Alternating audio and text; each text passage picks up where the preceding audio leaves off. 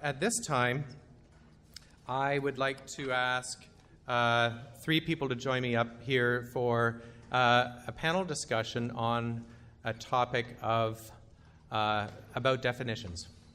And so we have joining us now Laurie Baxter, who is a consultant in the field known to many of you and a former executive director of the Alliance for Arts and Culture and one of my mentors, Laurie.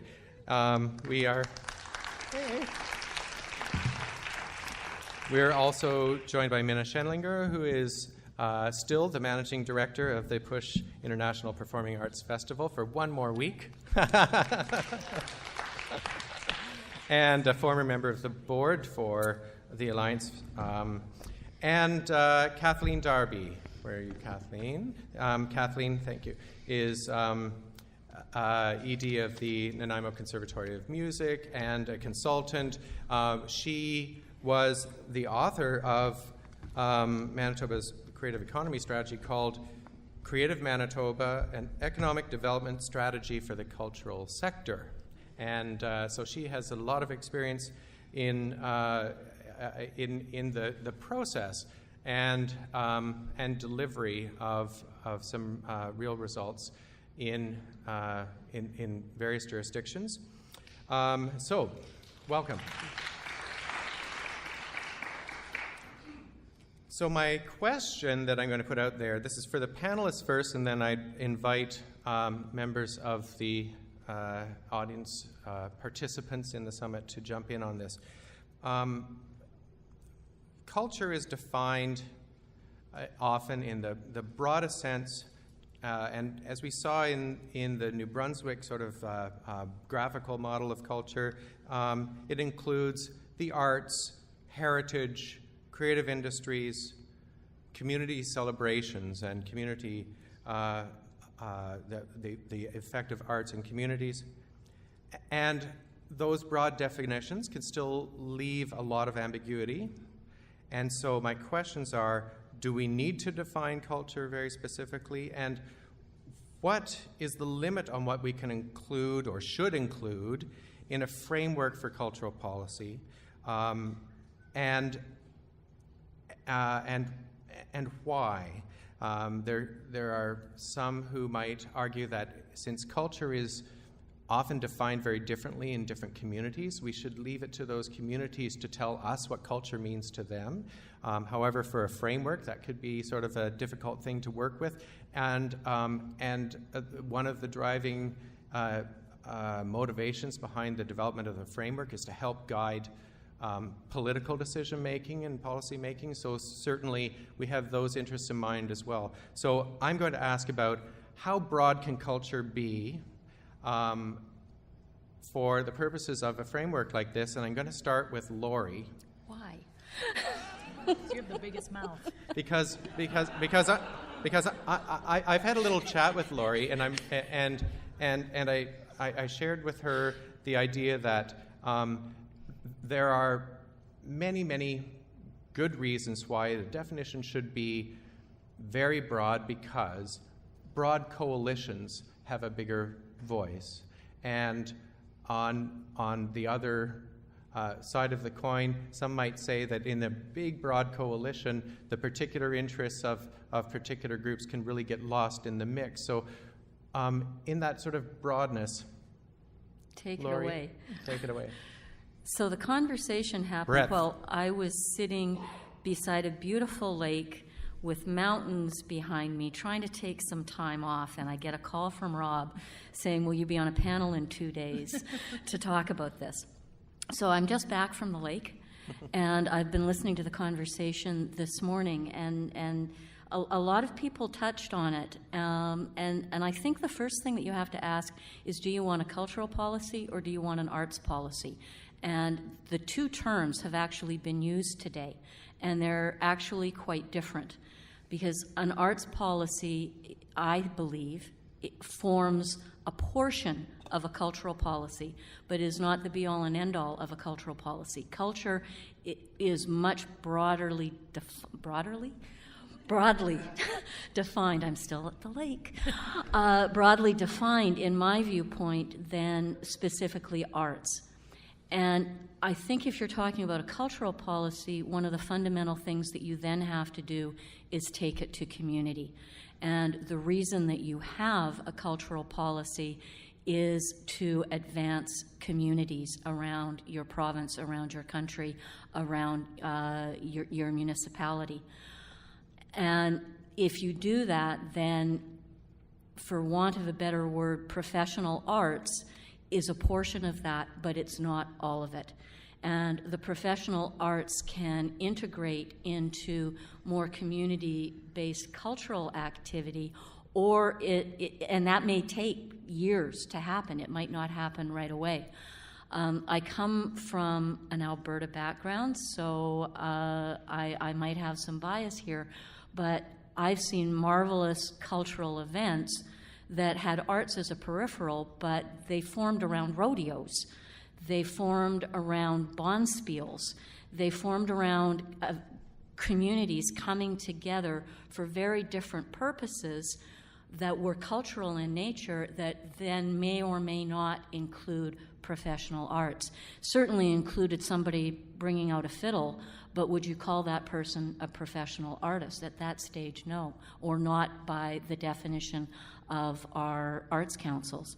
I would argue that we're a little bit disadvantaged by our biggest success, which was the formation of the Canada Council and all of the provincial arts councils and the development of the professional arts community, in that that has allowed a separation or created a separation from arts being totally valued and integrated into all of the areas that have been talked about here in terms of health and wellness, in terms of education, etc. And we've provided a way that, if needed from an economic or a financial perspective, you can almost hive it off and say, well, it's not fully integrated into our community. We're talking about the professional, and we're talking about the service mandate of helping with tourism and making sure we have a creative economy and a creative workforce, which are very interesting. What I would like to see in that letter is the Arts Council actually helping their colleagues in every ministry understand the value of arts and culture in coming up with their mandates, which is why I was so excited to hear about the interministerial talks that Bob and Liz talked about, because I think that's where the real magic will be, is if we could actually get the entire government and all of the community to understand how important arts and culture is. So that's my kind of initial rant, and I'll stop, because you didn't actually tell me how long the rant should be. There's no limit for you. How could I put a limit on that? So, oh, you always have to give me a limit. Okay. So Minna, how about your thoughts on that? Agreed. No. Well, this is going to be a hard short conversation. Yeah, exactly. It's kind of hard to follow that. I guess my concern with using the word culture is that it is so broad that it kind of becomes meaningless. And it particularly becomes meaningless to the people who don't know what it is, which is the whole purpose of having a policy, is to talk to the people who don't know what it is. Like, my memory of last year and my understanding from having been for a number of years on the board of the Alliance for Arts and Culture, particularly during the terrible time a few years ago, was that what we were trying to do as a community was to get on the public agenda and to make our case publicly. And one of the things that I heard this morning that gave me a pause was Stan Hamilton's sort of assurance that the members of the BC Arts Council may not be talking publicly about arts, but they're talking privately about it. And I had this moment of, what? Why not? Because that's what we've been trying to do, is to talk publicly about it. And I feel like if we don't talk about the arts, and it doesn't necessarily have to be professional arts. I think that there's room for community arts and all kinds of different other artistic practice and artistic work. But I feel like if the word arts isn't in the purpose of the policy, then it is going to get lost. You know, what Rob was expressing earlier. It will get overwhelmed by, you know, the rodeos and the community celebrations and the fireworks and the this and the that will all be able to come to the table with their own argument about why they should be getting, you know, whatever it is that the policy is going to provide them, whether it's more funding or more access to community benefit or whatever the piece is. So my argument would be to talk about an arts and culture policy that would allow for arts and culture. I mean, it's called the Alliance for Arts and Culture. It's called the BC Arts Council. It's called, so, I mean, and those decisions were made for very particular reasons. So why ignore them or pretend that they're no longer relevant? We do need to get the arts on the public agenda, keep it on the public agenda, and if we have a policy that's simply called cultural policy, the only people who know what culture is are the people who are already participating in it. And most of them identify themselves in some way or another as people who participate in arts. So let's just say that and get on with the business of doing it. Okay, we'll hear from everyone and then we'll open up a little bit. So Kathleen? I think it's a very interesting discussion. 10 years ago, we adopted a policy in Manitoba, and I've been living in British Columbia for 6 years now, and before that, actually, I was in Victoria before I was in Nanaimo. And things are very different here, and it's taken a long time to get to this place in BC, and I'm really glad to be here and a little part of what's about to be undertaken. I have to agree with both of my colleagues here that, first of all, I think that it's important from the point of view of having been through this process in Manitoba, that it's as wide a swath as possible is involved in the creation of a policy for arts and culture. I say that because the idea that we're trying to advance here is to create a document or a series of documents that will encourage our leaders, governmental leaders, to make decisions that will be useful, good, and enhance arts and culture in this province, obviously. And so, what we did in Manitoba was and we have the Creative Manitoba strategy. So we threw away arts and culture. We just said Creative Manitoba, but it's already been taken over by Creative BC here, so we can't do that. But what we did was we said we were going to look at what we were going to include in our strategy was all of the national occupation codes for culture according to the Government of Canada that are used for Statistics Canada in their reporting. And that way, we were able to compare apples to apples provincially across the country and also compare our information with the national information. So it includes everything. It includes the creative industries. It includes graphic design. It includes architects. It includes the professional arts. It includes community arts. It includes all of it. And because we did that, it had really big impact with the province and made a difference in terms of the kinds of decision making that went moving forward. Establishment of the Arts and Cultural Industries Association of Manitoba, which has an incredible training program, and moved a whole bunch of agendas forward. So I think that I have to sort of say that yes, it has to be all inclusive. I don't think it would, and I agree very much with Laurie, what Laurie said about an arts policy would be part of the overarching policy. So there could be a creative industries policy, which there already is starting to become, and a professional arts policy, which is already sort of supported by the BC Arts Council, and there could be a community arts policy, but that would all be under this framework, this lens, which we talked a lot about and I was glad to see it in the social policy, that the Creative Manitoba strategy would lens through which decision-making would happen and on multi-ministerial levels. So that's why I can say I think that, it's got to be, we have to come together to move the entire agenda of creative pursuits forward, creative and heritage pursuits forward, which are actually, they're not mutually exclusive at all. And then possibly create sub policies under that overall arching policy. Yeah. Just before we open up, my perception of, say, what was represented in the New Brunswick model of the sort of categories that are encompassed within culture. It included sectors that, when we talk about the arts, there is a danger that we are excluding creative industries if we talk about just the arts, or that we're excluding heritage and all that it contributes to the. And I don't get the sense that most people in our conversations want to do that exclusively. I don't get this, but I do get the sense that that strong arts policy needs to be part of this bigger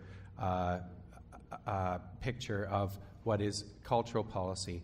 But I will also put out, and just to kind of fan the flames a little bit, I'll put out there that you do sometimes hear, and in some discussions and in some places within government, a kind of melding of culture and sport in the same conversation. And I want to put that out there about how we respond to that as a community when we're developing a cultural policy framework. How do we answer that question? Because you'll notice that many provinces, including our own, have culture and sport in the same ministry. And there might be a tendency for those ministries to really see them as kind of one thing, and has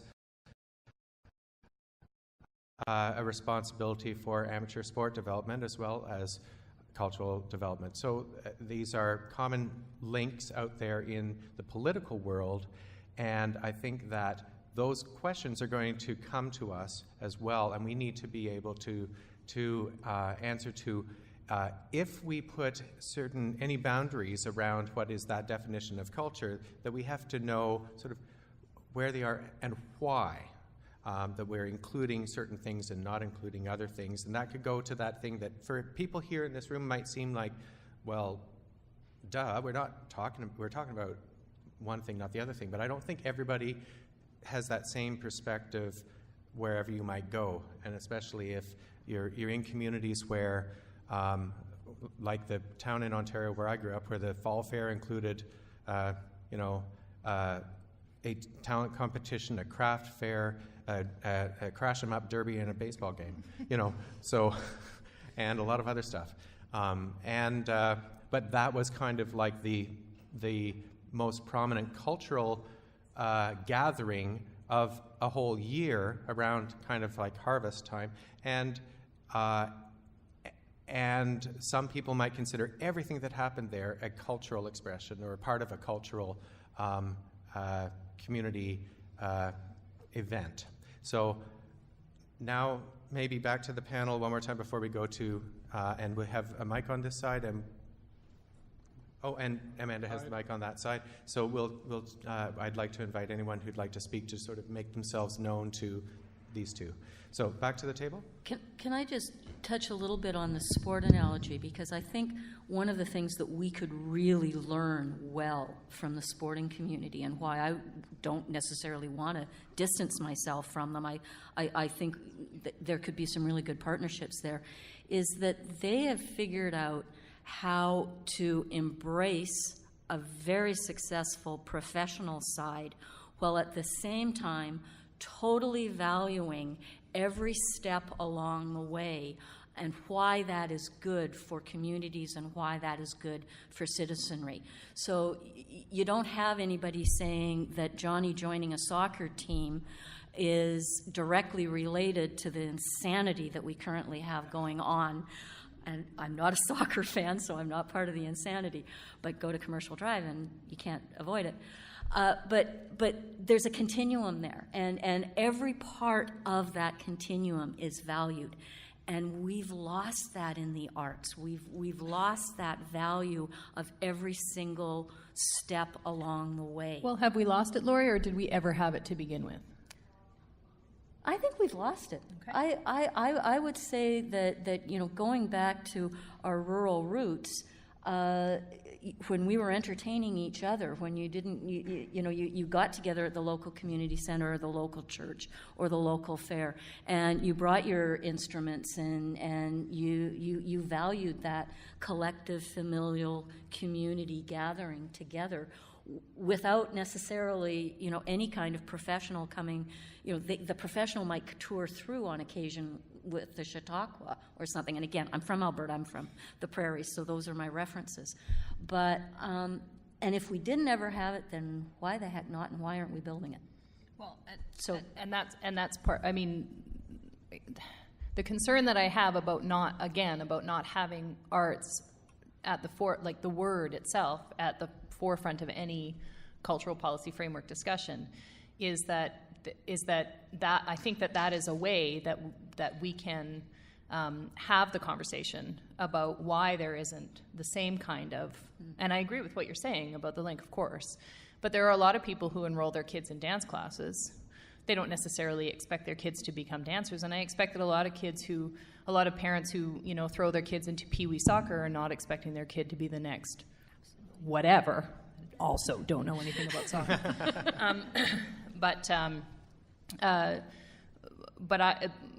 But I wonder if I mean, the thing is, in a way, with sport, it's a tricky thing because it's a tricky thing for me to think about because I don't know whether the recognition of sport as a valid activity came first or sport made itself a valid activity, but it seems like one of the issues that the arts community faces all the time is proving its validity, right? I mean, that was certainly the conversation that we were having over and over again in 2008, 2009, when the province of British Columbia made a decision to not support professional adult arts, but continued to support sport, right? Am I right about that? Am I wrong? I mean, they did, right? So that decision was made, and it took the community coming forward and saying, actually, this is a valid thing for you to be supporting and paying attention to and providing resources for. But we had to say it, and I feel like we keep having to say it over and over again, and I don't know when, and I assume sport does the same thing. Probably they're better lobbyers, and that's certainly one of the issues I think that the arts community faces, is that we're great at lobbying with each other. Look, here we all are, but we're kind of hopeless about lobbying with anybody else, which is one of the reasons why I'd like to see the word arts in a cultural policy framework. Kathleen, and then we'll ask people to please raise your hands. I think that every community that goes through this has this discussion, so it's not out of everybody's experience. But I think that if we get too caught up in semantics, what is culture? That every culture is how we define ourselves, right? That's how we define ourselves. It might be how we define ourselves in terms of our place, or it might be how we define ourselves in terms of what we do, and it's, like we said earlier, it's different for everyone. And it could be about sport. It could be about all kinds of different things that you do. But that's not what we're talking about today. What we're talking about today is a group of really occupations and those kinds of things that happen as offshoots of those occupations, which is why you'll hear me keep saying, let's use those national occupation codes as the basis for how we look at the structure of this policy that we want to try and create. Because we could have this discussion for many days and many hours about what is culture, and how do we define it. Does it include this and doesn't it include that? Culture does include sport, but this particular policy that we're creating does not. Right? That's not what we're looking for. We're not looking for a policy right now that is inclusive of sport, even though there will be politicians that say, well, you got to include sport. You're going to say, no, we're including this part of the statistics so that we can compare creative activity, historical activity, which are linked. That's what we're looking at. So I'm going to keep pushing for that idea. And I think that's a great way to help to provide that tool so that we have less need for sort of a debate about finding, and we can draw back to some other definition that's already existing, because we know that one of the reasons we get into this discussion is that in some aspects of government and in statistics gathering and so on, participation by the public in what can be termed as cultural events and activities can sometimes include attendance in things that we would consider sort of outside that realm that we're normally thinking about as culture. But if you look at those occupations, the creative workforce, essentially artists and cultural workers as defined in those occupations, that helps to say this is a frame, and here are the areas where all of those occupations contribute to society and economy in British Columbia. So it's sort of like in this great big thing, this circle of definition of culture that has really fuzzy lines around it. There's something inside that with a kind of clearer border that says creative workforce helps us to see the sectors that we're talking about. And makes it possible to compare the economic arguments, right? I mean, although I know that we don't want to have it all about economics all the time. Sorry. Just watching Sorry, we don't want to have it about economics all the time, but it helps to create the economic arguments. For example, just give you a quick example. In Manitoba, we figured out there were 20,000 cultural workers in Manitoba, according to the National Occupation Codes. They made an average of $25,000 a year.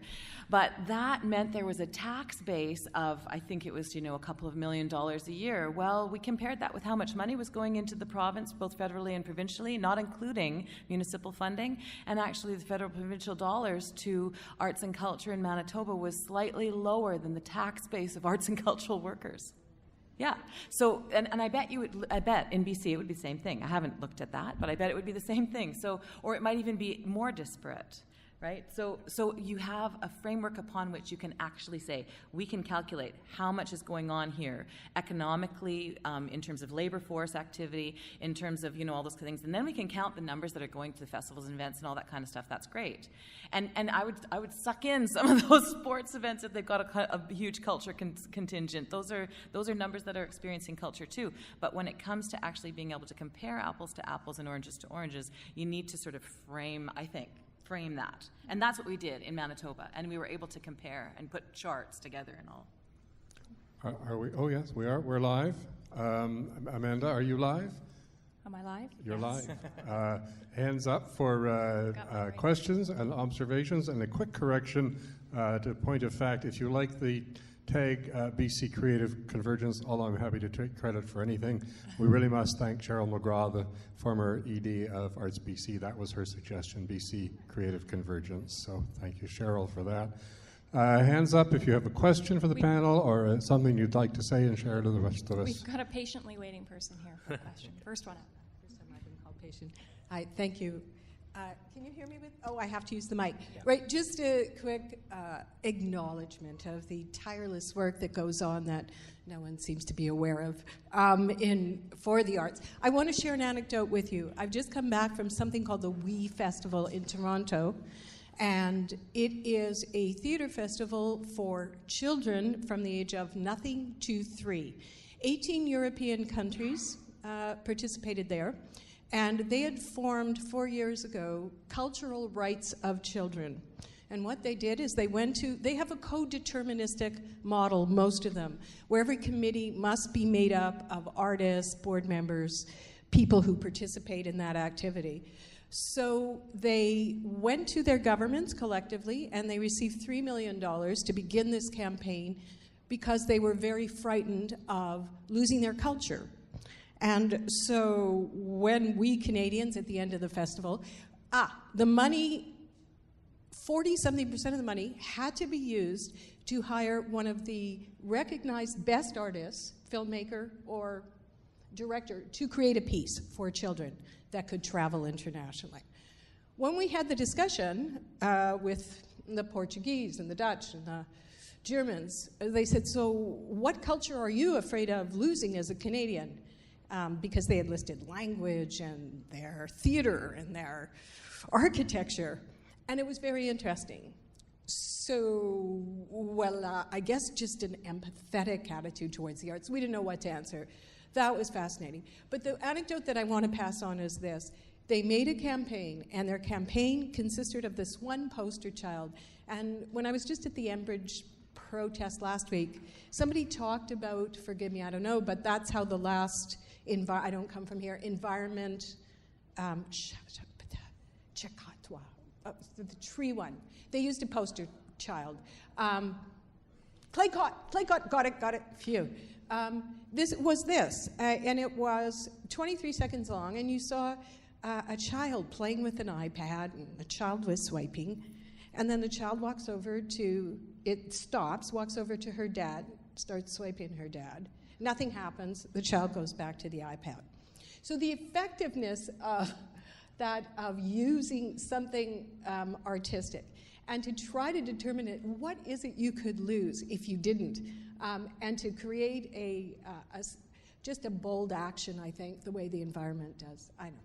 I wanted to pass that on, and secondly, I just wanted to add quickly, in Manitoba, in Winnipeg, where I also come from, a department was formed called Healthy Child, and it's now in its 10th year, and it meant every ministry has to, before a substantial policy affecting large groups of people, has to go through Healthy Child. It's an interdisciplinary department, and it's a really smart thing.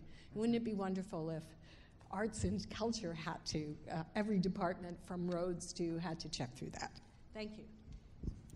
Anyone over in this corner of the house? We have, oh, there's one. And we have a couple more waiting down here, I think Lindy and Nancy. Yeah, okay. And please introduce yourselves. I'm Anthony Norfolk. I'm the president of Roddy House Museum, but I actually want to comment more on the basis of experience when I was the president of the Community Arts Council of Vancouver some time ago. And this whole business of amateur and professional kept on cropping up. And to me, it's, well, rather like the sports analogy, it's a seamless progress of people from the communities into the highest forms of professional activity. And that was a no-brainer to me, but I remember people in the professional community, that I don't know whether this is just a Vancouver thing, would say, you guys are getting our money. The amateurs were getting the money that should be flowing to the professionals. It was happening then. I hope it's not happening anymore, but I suspect that it's still out there, because what we should be dealing with is a seamless progress. An awful lot of amateurs would be happy to be professionals. So I very much agree with what Laurie's been saying.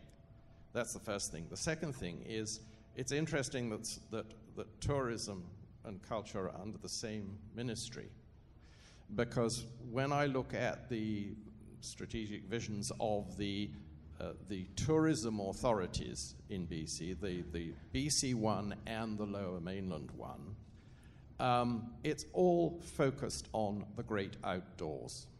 The tourism strategy apparently has no place for arts and culture, and I know that they have been pitched on cultural tourism strategies, and that has not been accepted. And I think we've got a job to do, and we're in the same ministry, to get ourselves the same level of attention by these authorities. I mean, Tourism Vancouver does a fantastic job for us here, but that's not apparently the provincial strategy. So my 2 cents worth.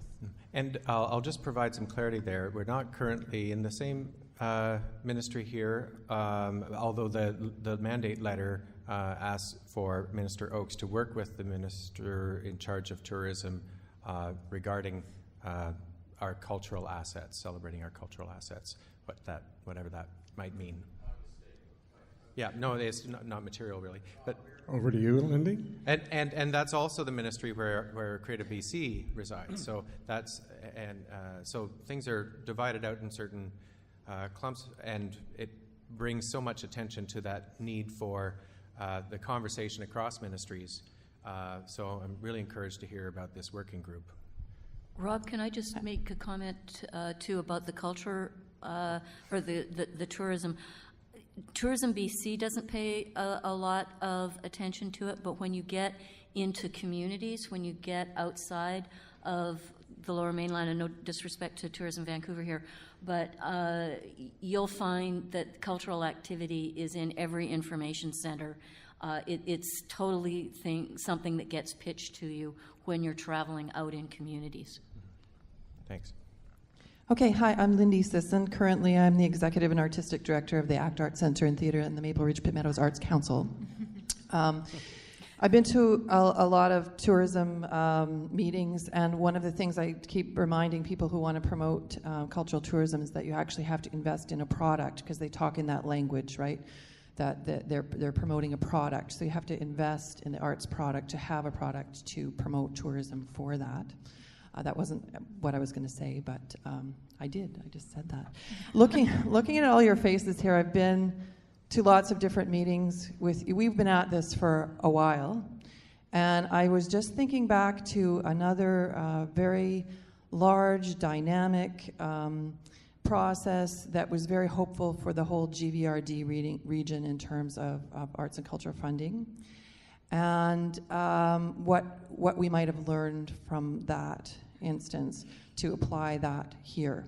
So let's creatively make a creative jump to the end of the process and what is going to give us success.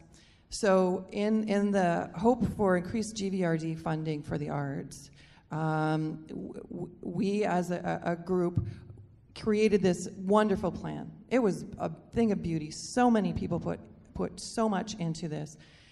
But there wasn't political buy-in, and the communities in the GVRD weren't ready for it. They may be ready for step 2 or 3, but they weren't ready for step 10, and the whole thing fell apart, and a lot of us lost a lot of energy into trying to make processes like this work, because as you get older, you get a little more cynical, but we're still here.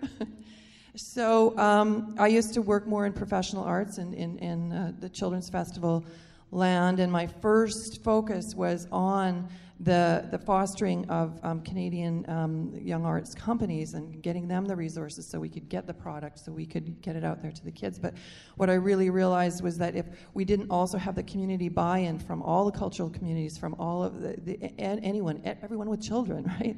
So that outreach created much more support and made the Children's Festival feel like home to a huge, diverse audience.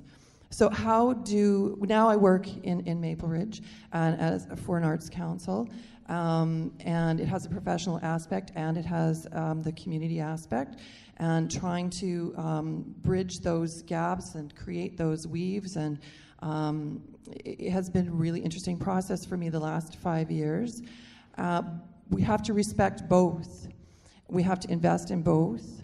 And we have to bring our municipalities along in this process so that when we're ready to roll it out, that we have community arts and cultural diverse communities and the professional arts and the politicians involved. And I really like the idea of the endorsement along the way. So I think we'll be talking about that on the board, and perhaps I'm also on the board of the Alliance, and perhaps in this afternoon's roundtables. And I do want, Laurie was very involved in that process, and we need to learn from, not necessarily our mistakes, but from our, trial and error, from our rehearsals. From our failures. Any more hands up over in this quadrant? Down front. There's one down front. Down front. One down front. There we are. I think Donna has. May I just respond to that for 1 second? Yes, a comment from Kathleen, just following on Lindy's. One of the things that happened in Manitoba was that the process of creating the Creative Manitoba strategy was completely supported by the provincial government. The Arts and Cultural Industries Development Team, which was before the industries company, got funding and was able to hire consultants, one of which was me, to work on that. And so they were right behind it all the way. So I think that's a really, really important point. Really important that if you've got to have the support of the government to move this agenda forward. Otherwise, it's just going to fall on deaf ears. Okay, we're going to go over here, back over here, and then I'm going to wrap it at that point to be able to get to our lunch break. So if there's anybody else who has a burning need to contribute in this discussion, then come down front right away so we can catch you. Donna. Hi, Donna Peerless here. I'm no longer a working artist, but I think of myself as a creative person. I'm glad to see my lifelong friend, Elizabeth Ball, here. And what I want to speak to is to caution you, all of us, about the aspect of making a living. I mention Elizabeth because her company, Carousel Theatre, was often the very first professional gig young performers got out of Langara, out of UBC, to actually make some money doing what they'd been trained to do, like nurses and teachers and engineers and other people. A lot of us in this room work on the periphery of that performance, for which I will remind us all, if I sound like I'm on my high horse, I am, because I keep it with me at all times, for lots of good reasons, for which we make livings, some of them modest, but nevertheless livings, which those performers, itinerant workers, do not make, or any of the attendant benefits around them, pension plans, all of that stuff.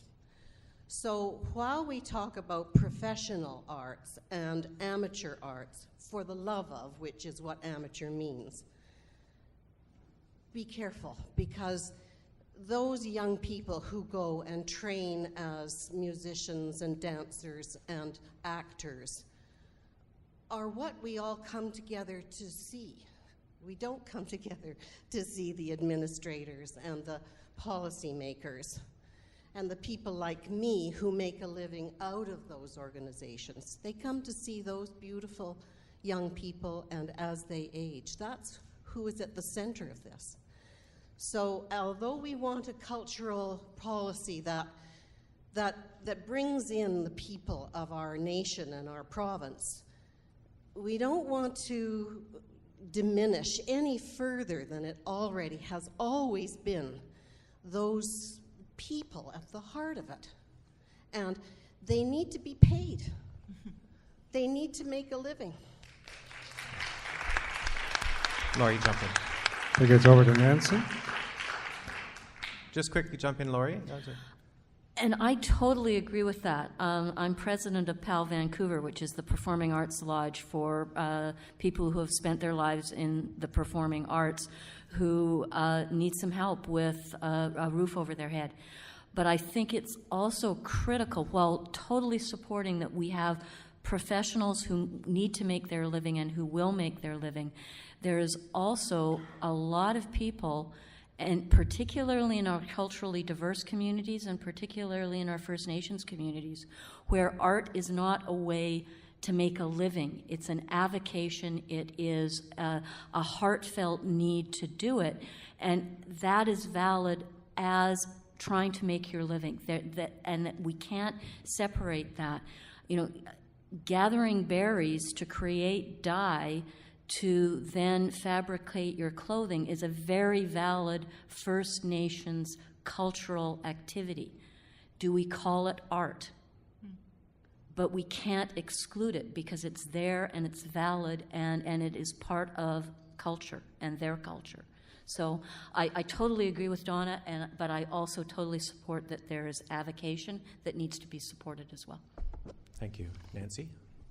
Hi, I'm Nancy Cottingham-Powell. I'm sort of, I don't know, I'm always on the move, I think. I consider myself a cultural worker because I've worked in the entertainment industry, I've worked in arts, I've worked in television, you know, all over the place.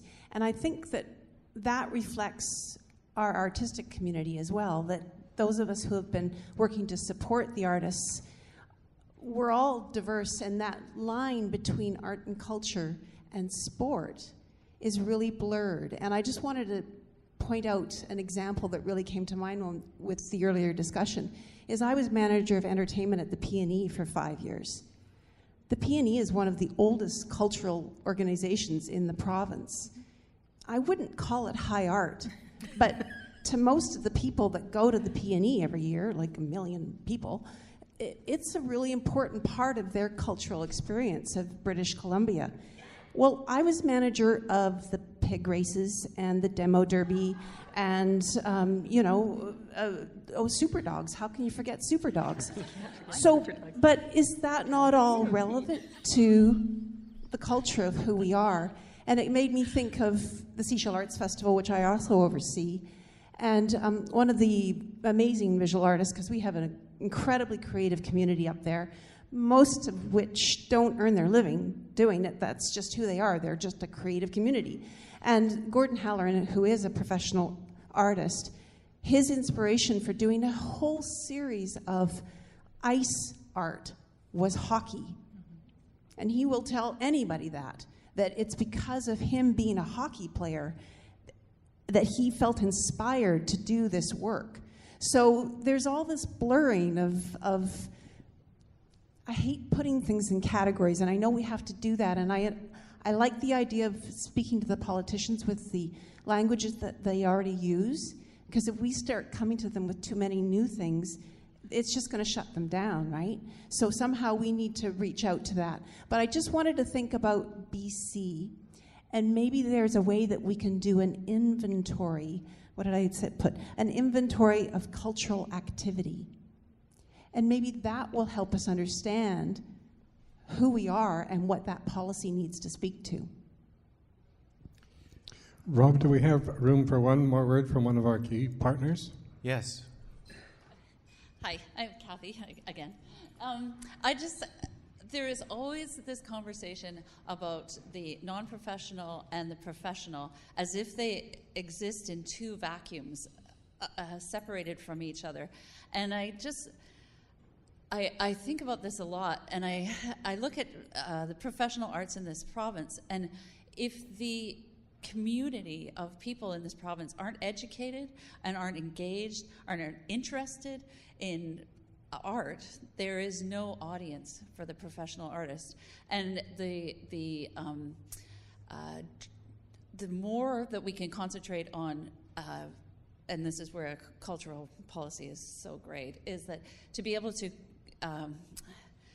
get the communities more educated, more having art at the community level, more accessible, more open, more everywhere, the greater the understanding of what it is to become a professional artist, the more you're going to have people buy tickets to events, the more you're going to have people understand why a painting costs what it costs, or the more that they're willing to come to a more abstract, esoteric art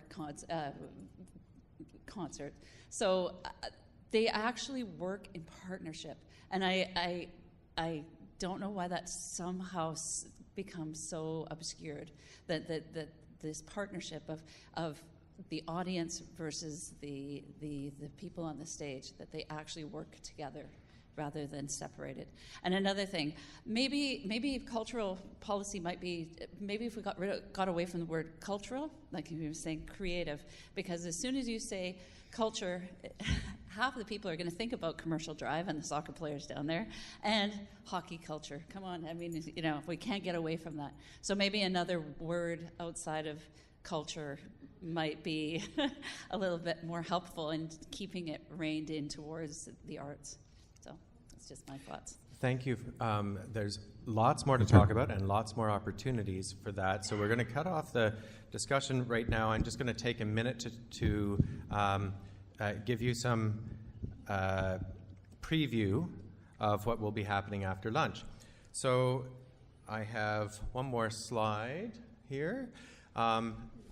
These are breakout session questions. We're going to there's a 75-minute session following lunch. You'll be called back to the same tables that we're using to eat lunch, so you have to give our volunteers and maybe pitch in yourself to help clean up our lunch tables as we get to Ward 130.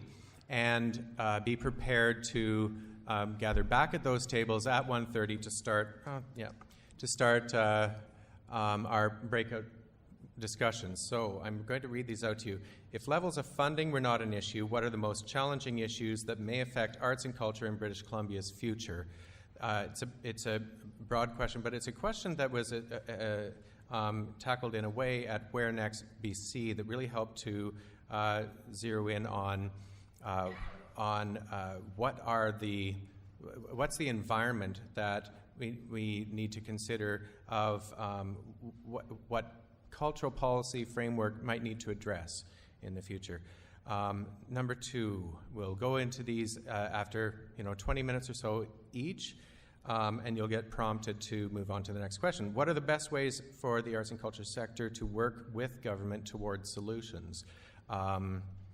Nancy just mentioned something that is actually probably going to resonate very strongly with Minister Oakes, who in her mandate letter has been asked to consider what are BC's cultural assets when tying together with the tourism strategy. And she's looking for how can we work together to determine what is that inventory of cultural assets or cultural activities.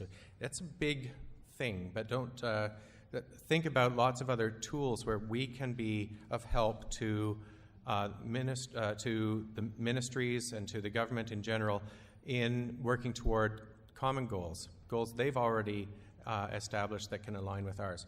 And three, what do we need to learn from the input of various communities in the upcoming roundtable discussions? So what do we most need to hear from them that are about the perspectives that aren't necessarily here in this room, where we need to learn more? And I would add to that, based on Lindy's comments, what do we need to do to get their buy-in, to establish, and not only at these roundtables, but to establish the buy-in to our process, where the social policy framework discussion, they're actually starting with that. They're getting the buy-in on the general idea of what they need as almost the first step, and then moving toward the discussion about what the social policy framework would look like.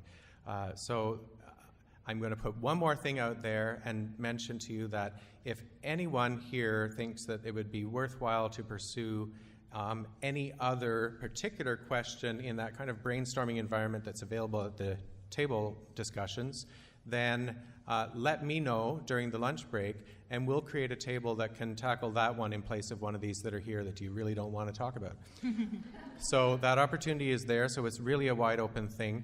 And dialogue leaders should have their marching orders on how to, so the dialogue leaders are each assigned a table number. Nobody else is. You can go to whatever table you want to, mix it up a little bit, sit with some people you don't know maybe. And if you're a dialogue leader, you have a table number on the back so that we don't end up with 5 dialogue leaders at one table. And that's all there is to it. I don't think there's any other housekeeping or... Missed that part. Yeah. Oh, yes. So during lunch, all of the technical staff and the venue staff who've been helping us will be having their lunch break, and we will lock up the room from lunch until the end of the breakouts. So please you can leave behind a jacket or something that you don't need to use in between now and then, but take anything with you that you will need to have access to. So the room will be locked as soon as we clear out. Thank you. See you at the breakouts. Yes.